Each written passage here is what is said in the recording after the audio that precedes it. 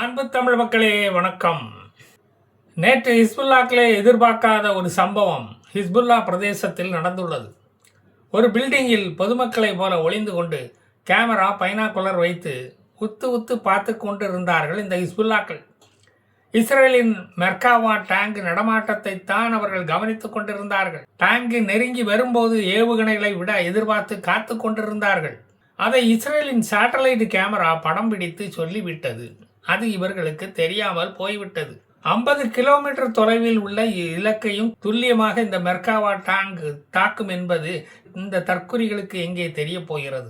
டேங்கை குறிவைத்த தற்குறிகள் அங்கேயே சமாதியானார்கள். ஹிஸ்புல்லாக்களின் இன்ஃப்ராஸ்ட்ரக்சர்கள் அனைத்தையும் அழிக்காமல் இங்கிருந்து நாங்கள் செல்ல மாட்டோம்.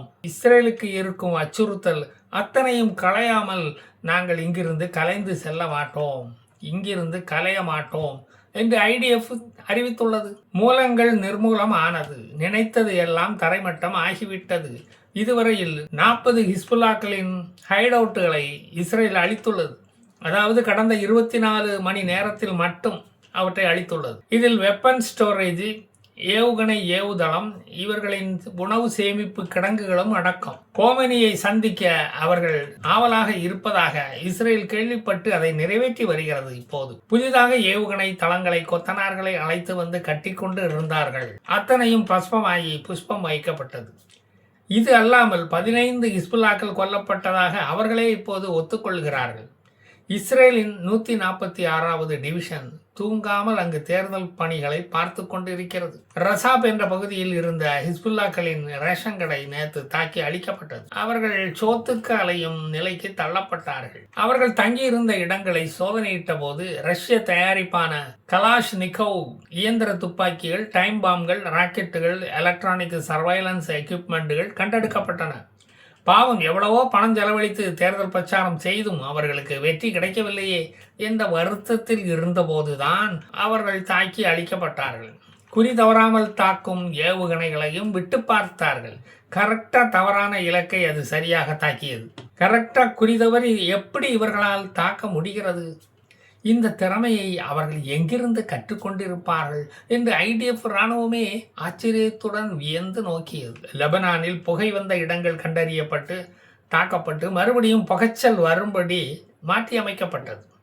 மார்ச்சில் தொடங்கிய தாக்குதல் ஏப்ரல் 16 அன்று அமெரிக்கா சொன்னதால் சீஸ்ஃபயருக்கு இஸ்ரேல் சம்மதித்தது. 2 வருடங்களுக்கு பிறகு இஸ்ரேலிய கோர்ட் அக்டோபர் 7 அன்று இஸ்ரேலியர்களை கொன்ற பாலஸ்தீனர்களை ஐடிஎஃப் இராணுவம் அரெஸ்ட் செய்து ஜெயிலில் வைத்தது சரி என்று சொல்லியது. ஏன் அவர்களை கொல்லாமல் விட்டு வைத்தீர்கள் என்று இராணுவத்தை கண்டித்தது அந்த கோர்ட். அவர்கள் ஜெயிலில் இப்போதும் இருக்கிறார்கள். அவர்களை கொன்றதும் சரி, அவர்களை அரெஸ்ட் செய்ததும் சரி என்று இஸ்ரேல் கோர்ட் தீர்ப்பு வழங்கியுள்ளது. அவர்களுக்கு தண்டனை வழங்கவும் உத்தரவிட்டுள்ளது. ஏற்கனவே இருந்த ஹமாஸ்கள் அழிக்கப்பட்டு விட்டார்கள். நாங்கள் இந்தியா மாதிரி கோர்ட் சொல்றதையெல்லாம் கேட்கவே மாட்டோம். ஐடிஎஃப் இராணுவத்துக்கிட்ட எப்பவும் உடனடி தீர்ப்பு தான். அங்க வாய்தா கீதா எதுவுமே கிடையாது. அதுதான் எங்களுடைய ஷரியத்து சட்டம், சரியான சட்டம். Israel will not forget and will not forgive anything என்பதுதான் எங்களது ஷரியத்து சட்டம். சிறையில் இருக்கும் போர் குற்றவாளிகள் ஏக்கத்தோடு இந்திய நீதிமன்றங்களை பார்க்கிறார்கள். பணம் கொடுத்தா ஜாமீன், பணம் கொடுத்தா நமக்கு ஏத்தா மாதிரி நீதிபதி தீர்ப்பு, மந்திரி பதவி, கொலை செய்தவன் வக்கீலாகவும் ஆகலாம், கோர்ட்டில் போய் வாதாடவும் செய்யலாம், தேசத்தலைவனை கொன்றவன் வக்கீலாகி போல் வரலாம் என்று இருக்கும் இந்திய நடைமுறை இங்கும் வர வேண்டும் என்று அல்லாவை அவர்கள் வேண்டுகிறார்கள். அவர்கள் 10/10/2025 அமெரிக்கா காசாவுக்காக கொண்டு வந்த சீஸ்ஃபயர் என்ன ஆனது என்று கேட்கிறார்கள். ஈரான் போர் தொடங்கிவிட்டதால் அது நிறைவேறாமல் போனது. காசா பகுதி சீரமைக்க முடியாமல் சென்னை நகரம் மாதிரி குப்பை கூலமாக இப்போது கிடக்கிறது. பிளாஸ்டிக் குப்பைகளை தின்ற மாடுகளிடமிருந்து பால் வராமல் பாலித்தீன் தான் வருகிறது. ஹமாஸ்கள் ஆயுதங்களை ஒப்படைக்கும் நிகழ்ச்சி நிறைவேறாமலே போய்விட்டது. காசா பகுதியில் பாதி ஹமாஸ் கண்ட்ரோலில் தான் இப்பவும் இருக்கிறது. ஹமாஸின் ஆயுதங்களை பிடுங்கும் சக்தி உலகத்தில் இந்த இஸ்ரேலிடம் மட்டும்தான் உள்ளது என்று ட்ரம்ப் புகழ்ந்து பாராட்டி சொல்லி இருக்கிறார். காசாவில் ஹமாஸ் மைனாரிட்டி அரசாங்கம் அமைப்பதில் ஆர்வமாக இருக்கிறார்கள். இப்போது உள்ள பாலஸ்தீன ஜிகாதிகளை 2ஆக உடைத்து அதில் பாதி பேரின் ஆதரவை வாங்கி ஆட்சி அமைக்கலாம் என்று அவர்கள் திட்டம் போடுகிறார்கள். அதற்காக அந்த ஜிகாதிகளை வீடுகளுக்கு சோபா செட்டெல்லாம் கொண்டு போய் இறக்கி கொண்டு இருக்கிறார்கள். நாங்கள் தான் உண்மையான ஜிகாதி என்று கூறிக்கொண்டு 2 விரலை வேற தூக்கி காட்டுறாங்க. சில பேர் கர்ச்சிபால முகத்தை மூடிக்கொண்டு ஜிகாதிகளின் வீட்டுக்கு திருடன் போல போயிருக்கிறார்கள். நம்ம வீட்டு சோபாவை திருடிட்டு போக தான் வந்திருக்கான் அந்த திருடன் என்று நினைத்து கொண்டு இருக்கும்போது புத்தம் புது சோபா செட்டு லாரியில் கொண்டு வந்து இறக்கிக்கிட்டு இருக்கானே, இது புதுசாக இருக்குன்னே. இது புதுசாக இருக்கு. புதுசாக சோபா வாங்கினால் கூட அது மக்களின் பணத்தில் தான் வாங்கப்பட்டது. 5000 ரூபா எண்ணி வாங்கினீங்கல்ல, அது மக்கள் பணமா அப்போது உங்களுக்கு தெரியவில்லையா? உங்கள் சதி ஓட்டால தான் உங்களால் அப்பா, அக்கா, அண்ணி, தம்பி, மாமா எல்லோரும் கண்ணக்கோல் வைக்க முடியலையே என்று கன்னத்தில் கை வைத்து விட்டார்கள். நான் உயிரோடு இருந்தால் தான் பாலஸ்தீனம் என்ற திராவிட நாடு உங்களுக்கு கிடைக்கும்.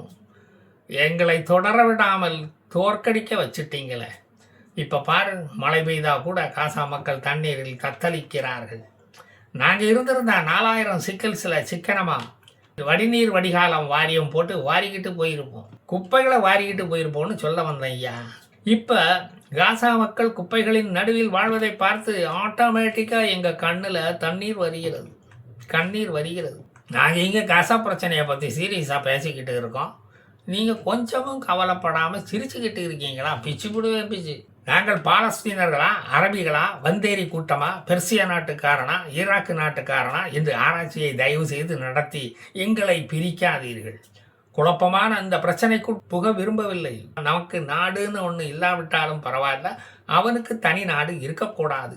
நமக்கு ஆட்சி கிடைக்காவிட்டாலும் பரவாயில்லை, அவன் ஆட்சி அமைத்து விடக்கூடாது என்பதுதான் முக்கியம். அதைத்தான் நமது மதரசாக்கள் மதம் பிடித்து ரசம் வச்சு நம்மளை வளர்த்துருக்காங்களே, அதுக்காக எம்புட்டு பாடுபட்டு இருக்காங்க தெரியுமா? அதையெல்லாம் கொஞ்சம் நினைச்சு பாருங்கப்பா. இஸ்லாம் தந்த தங்கத்தை நாம் இப்போது இழந்து விட்டோம். அதனால தான் தங்கம் விலை கூடி போச்சு. 1 வருஷத்துக்கு தங்கம் வாங்காதீங்க அப்படின்னு சொல்லி தங்கத்தின் டிமாண்டை குறைச்சி தங்கம் விலையை குறைக்க பார்க்கிறார்கள். ஏற்கனவே இந்த சதிகாரர்கள் பெட்ரோலில் 20% எத்தனாலை கலந்து பெட்ரோல் தேவையை குறைத்து நம் வயிற்றில் அடிக்க பார்க்கிறார்கள். அரபு நாடுகளை வயிற்றில் அடிக்க பார்க்கிறார்கள். பெட்ரோல் வியாபாரத்தை தவிர வேறு எந்த வியாபாரமும் தெரியாத நம்மை தொலைச்சு கட்ட பார்க்கிறார்கள். இப்போ என்னடானா பெட்ரோலில் 40% எத்தனாலை கலந்து விற்க போகிறார்களாம்.